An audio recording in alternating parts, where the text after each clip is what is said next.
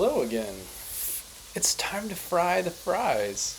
Okay, so these are the fries. They're patted very dry, and I started the first batch. You can see them there. One of the most important things that you need to do before you put the fries in is getting the oil hot.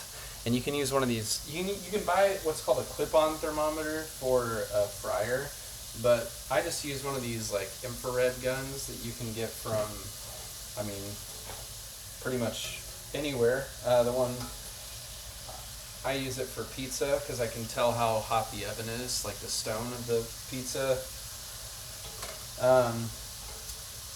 With this particular recipe, it's asking for the first fry to be about 325 and then the second one to be like 350, so to like crisp it up. So the first round, and you don't want to overcrowd the fry either. So the fry, you don't want to overcrowd the fries. And the reason for that is because one, it makes the oil a little bit too cold, but it also doesn't give you an even cook across the fry.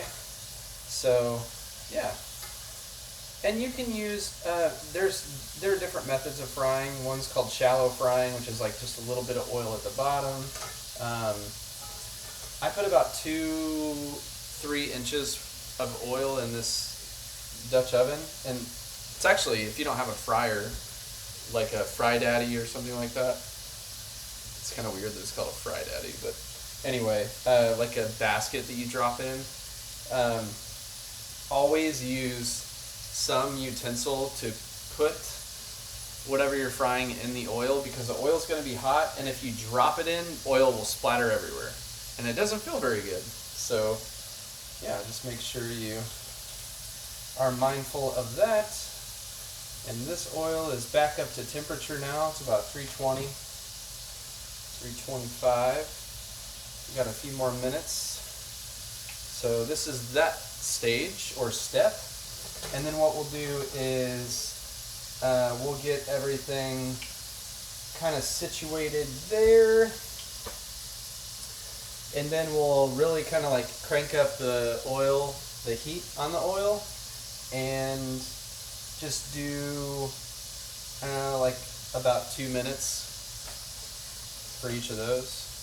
And you're gonna really start seeing that these fries, you'll actually see the payoff of me having soaked them and removed some of the starch, because you can see they're starting to get kind of golden.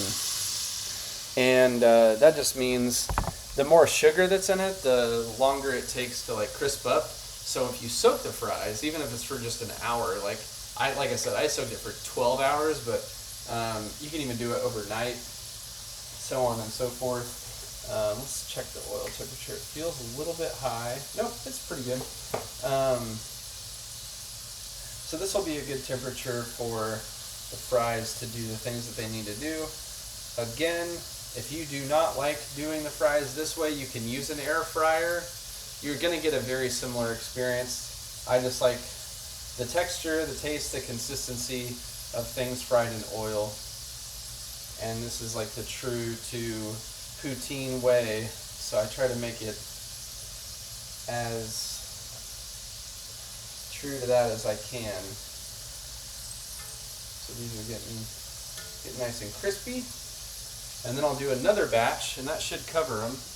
And then we'll crank the heat up, and then we'll do kind of like a final batch of that. And I'm going to show you the gravy because it actually thickened up really nicely. You can kind of see it back there.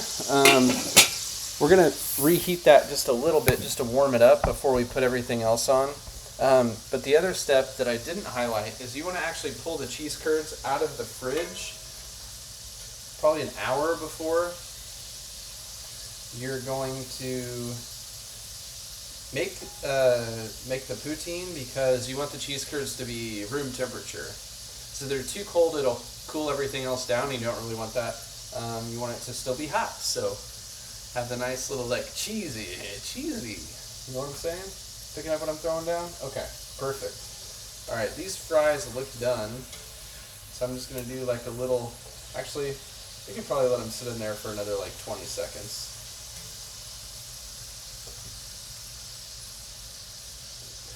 oil is just a little bit too hot. Bring the temperature back down a little bit. It's not really going to make a huge difference. But we don't want it to be too hot. Okay, so give these a nice little shake. Put them on the tray.